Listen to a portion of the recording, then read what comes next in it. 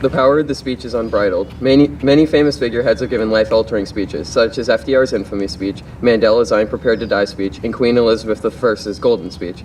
All these speeches have something in common. They've changed the tide of human development, and with something as benign and simple as human words, we're able to make a huge impact. And so with that in mind, I'd like to discuss the time I trapped myself in my room for an hour trying to change my doorknob. On a cold Saturday afternoon, while I was doing nothing of importance, my father came into my room and placed a doorknob encased in a rich, sharp plastic casing onto my desk, saying that my doorknob of 20 years was filthy and unusable. I groaned at the thought of any sort of labor and placed the doorknob under my bed for safekeeping.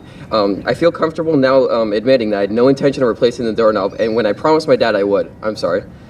He smiled, seeing straight through my deceptive work, and closed the door. The next day, my father was at work, my mother was out, so it was just me and my sister in the house. I decided to impress my parents and install the doorknob all by myself. I had no idea how to install it, but I went to the garage, got a screwdriver, came back to my room, and started working. I closed the door, my first mistake, and started unscrewing my former doorknob out of position. Those of you familiar with doorknob mechanisms are aware of where this is going. As I unscrewed the final screw, I heard a faint splat. My doorknob on the other side of the door fell into my cat's litter box, and the metal locking mechanism of the door was left stuck inside my door, leaving me trapped. I immediately started to panic. As most of you know, I'm very claustrophobic and hate the idea of being trapped somewhere. I had two options at this point. Either admit to myself that it was a bad idea and call my sister for assistance, or try to get the metal piece of the door all by myself. I tried to brainstorm ideas, such as dismantling objects in my room to get a magnet out and forcing the metal object out. This proved hard because I didn't have any magnets and the metal object was too big. And I began to think of the worst case scenario, how no one would ever come to my aid and I would starve to death in my own room, where I had voluntarily spent most of my life.